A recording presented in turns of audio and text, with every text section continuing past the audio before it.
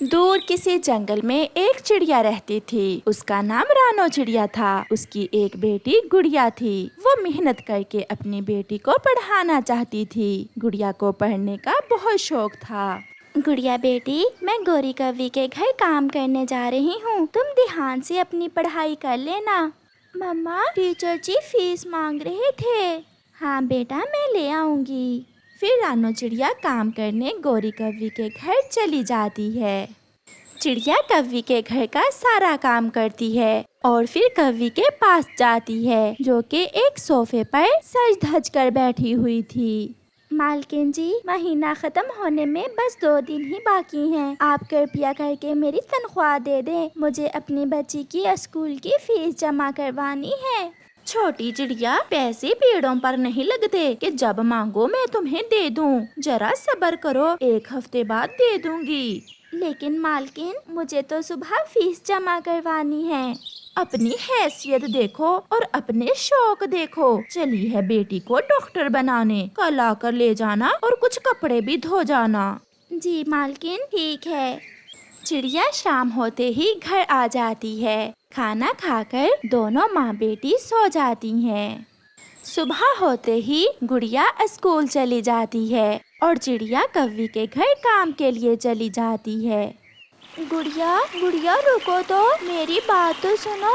सुंदरी, तुम्हारी मम्मा को ये बिल्कुल पसंद नहीं है कि तुम मेरे साथ खेलो या बात भी करो। तुम कोई और दोस्त बना लो।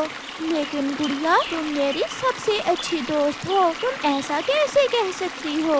फिर सुंदरी रोने लगती है। अच्छा, मुझे माफ कर दो। रो मत, तुम्हें मैं तभी माफ करूँगी अगर तुम मेरे साथ खेलने के लिए मेरे घर चलो। फिर गुड़िया सुंदरी की बात मान लेती है और वो दोनों सुंदरी के घर के सामने बने बाग में खेलने लगती हैं। वो दोनों खेल रही थी कि गौरी कवि उन्हें देख लेती है। सुंदरी, क्या कर रही हो तुम यहाँ? चलो अंदर, तुम्हें इसके सिवा और कोई नहीं मिलता खेलने को। और गरीब चिड़िया की गरीब बेटी, तुम मुझे दोबारा यहाँ नजर न आओ, भाग जाओ यहाँ से। गुड़िया रोने लगती है। चिड़िया भी दूर खड़ी ये सब देख रही थी। उसकी आंखों में भी आंसू आ गए थे, मगर वो कवि को कुछ ना कह सकी। गुड़िया बेटी, तुम घर जाओ, मैं थोड़ी देर में आती हूँ। फिर गुड़िया घर चली जाती है और जाकर सिसकियों से रोने लगती है। काश, काश पापा आज आप जिंदा होते। मैं बड़ी होकर जरूर डॉक्टर बनूंगी और कभी भी किसी को बीमारी में तड़प कर मरने नहीं दूंगी, जैसे मेरे पापा मरे थे। फिर चिड़िया भी घर आ जाती है। गुड़िया बेटी, तुम रो मत, देखना एक दिन सब ठीक हो जाएगा और मेरी बेटी बड़ी डॉक्टर बनेगी। मम्मा, ये कवि आंटी इतनी बुरी क्यों है? वो हमेशा हमें नफरत की निगाहों से क्यों देखती है? हम भी तो उनके जैसे ही है ना। मेरी बेटी, तुम परेशान मत हो, रात हो गई है, तुम अब आराम कर लो, सुबह स्कूल भी जाना है। फिर वो दोनों माँ बेटी सो जाती हैं। सुबह होते ही दोनों माँ बेटी फिर से अपने अपने कामों में मसरूफ हो जाती हैं। चिड़िया कवि के घर काम पर जाती है। अभी वो थोड़ी दूर ही थी कि वो देखती है कि एक शिकारी कवि के घर के नीचे खड़ा है और कवि अपने घर के बाहर बैठी आराम कर रही थी। वो शिकारी कवि पर अपनी गोली चलाने ही वाला था कि चिड़िया भागकर उस शिकारी के हाथ पर काट देती है, जिससे उस शिकारी का निशाना छूट जाता है और कवि भी तुरंत वहाँ से उड़ जाती है। शिकारी तड़पता हुआ वहाँ से भाग जाता है। चिड़िया बहन, तुम्हारा बहुत बहुत धन्यवाद। आज अगर तुम समय पर ना आती तो मैं तो मर ही जाती। मैं अपने किए पर बहुत शर्मिंदा हूँ, मुझे माफ कर दो। कोई बात नहीं गौरी बहन, ऊपर वाले का शुक्र है कि आप ठीक हो। मैं तुम्हारा ये एहसान कभी नहीं भूलूंगी। तुम्हारी बेटी जरूर पढ़ेगी। गुड़िया और सुंदरी एक साथ ही डॉक्टर बनेगी। चिड़िया खुश हो जाती है। अब गुड़िया और सुंदरी भी हमेशा इकट्ठे ही खेलती हैं। प्यारे दोस्तों, इस कहानी से हमें सीख मिलती है कि हमें कभी भी किसी को कमतर नहीं समझना चाहिए। क्या पता कौन कब हमारे काम आ जाए। आपका धन्यवाद। दूर किसी जंगल में चिड़ियाओं का वो परिवार बहुत खुशी की जिंदगी गुजार रहा था। चिड़िया का बेटा कुकू कई दिनों से अपने पापा से एप्पल खाने की जिद कर रहा था, इसलिए आज चिड़ियों का वो परिवार एप्पल खाने घर से निकलता है। उड़ते उड़ते वो एक बाग में पहुंच जाते हैं। अपने सामने एप्पल ही एप्पल देखकर छोटा कुकू खुशी से पागल हो रहा था। वो सब एक पेड़ पर बैठ जाते हैं। मम्मा पापा, यहाँ तो बहुत सारे एप्पल के पेड़ हैं। हाँ बेटा, कुछ एप्पल हरे हैं और कुछ लाल। आप हरे वाले एप्पल ना खाना, वो अभी कच्चे हैं। आप लाल लाल एप्पल देखकर खाना, वो पके हुए हैं। अब खुश है ना मेरा बेटा? आज मैं बहुत खुश हूँ। फिर वो सब इधर उधर जाकर एप्पल खाने लगते हैं। कुकू पेट भर के मीठे और स्वादिष्ट एप्पल खा लेता है। मम्मा चिड़िया और पापा चिड़िया भी एक पेड़ पर बैठे हुए थे कि मम्मा चिड़िया का ध्यान ऊपर आसमान की तरफ जाता है। आसमान पर गहरे और काले बादल छाए हुए थे। कुकू के पापा, बादल बहुत गहरे छा गए हैं। लगता है थोड़ी ही देर में बरसात शुरू हो जाएगी। हमारा घर तो यहाँ से बहुत दूर है। अब हमें यहीं बैठकर बारिश का इंतजार करना होगा।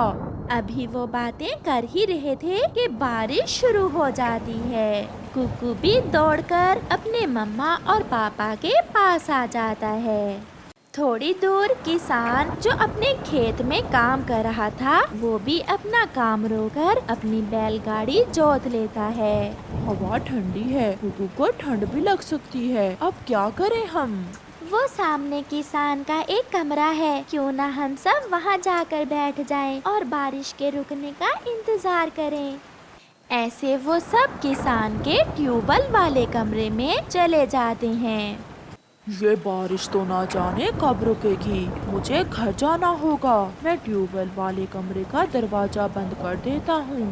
किसान ट्यूबवेल वाले कमरे का दरवाजा बंद करके बाहर से कुंडी लगा देता है और अपनी बैलगाड़ी लेकर घर चला जाता है। कुकू के पापा, किसान ने दरवाजा बंद कर दिया है। अब हम बाहर कैसे जाएंगे? मैं देखता हूँ। फिर कुकू के पापा जैसे ही दरवाजा खोलने की कोशिश करता है तो दरवाजा नहीं खुलता। ये तो बाहर से कुंडी लगी हुई है। अब तो बड़ी मुश्किल हो जाएगी। कुकू की मम्मा रोने लग जाती है। हम यहाँ फंस गए। अगर पहले पता होता तो हम यहाँ ना रुकते, हम बारिश में ही भीग लेते। कुकू की मम्मा रो रही थी और कुकू की नजर ऊपर एक सुराख में जाती है। मम्मा मम्मा, वो देखें, ऊपर एक सुराख है। ये देखकर कुकू के मम्मा पापा खुश हो जाते हैं, मगर वो सुराख बहुत छोटा था। मम्मा, ये सुराख छोटा है, मगर मैं यहाँ से गुजर सकता हूँ। मैं बाहर से जाकर कुंडी खोलने की कोशिश करता हूँ। कुकू बेटा, ध्यान से जाना। फिर कुकू उस सुराख में से बाहर निकल जाता है। बारिश भी रुक चुकी थी, मगर कुकू ये देखकर निराश हो जाता है कि दरवाजे पर तो ताला लगा हुआ था। कुकू बेटा, क्या कुंडी खुल नहीं रही? मम्मा, यहाँ तो ताला लगा हुआ है, मगर आप चिंता ना करें, मैं अभी किसान के घर जाता हूँ। बेटे, आप छोटे हो, आप ये सब कैसे करोगे? पापा, आप मुझ पर विश्वास रखें, मैं सब कर लूँगा। कुकू जल्दी से उड़ता हुआ किसान के घर जाता है। किसान की पत्नी अपने आंगन में बैठी हुई मौसम का मजा ले रही थी। आंटी, हम बारिश से बचने के लिए आपके ट्यूबवेल वाले कमरे में बैठे हुए थे कि किसान अंकल बाहर से ताला लगा आए हैं। प्लीज मेरे मम्मा पापा को बाहर निकालें। प्यारे चिड़े, आप कितना सुंदर बोलते हो, तो फिर आप कैसे बाहर आए हो? छेद से, मैं छोटे से छेद से बाहर निकला हूँ। ये सुनकर किसान की पत्नी हंसने लग जाती है। बहुत तेज हो तुम छोटे चिड़े, आप मुझे बहुत अच्छे लगे हो। चलो मैं आपके साथ जाती हूँ। फिर किसान की पत्नी कुकू के साथ जाती है और ताला खोलकर कुकू के मम्मा और पापा को बाहर निकालती है। फिर चिड़ियाओं का वो परिवार किसान की पत्नी को धन्यवाद बोलकर वहाँ से चला जाता है। ऐसे कुकू ने बहादुरी से अपनी और अपने मम्मा पापा की जान बचाई।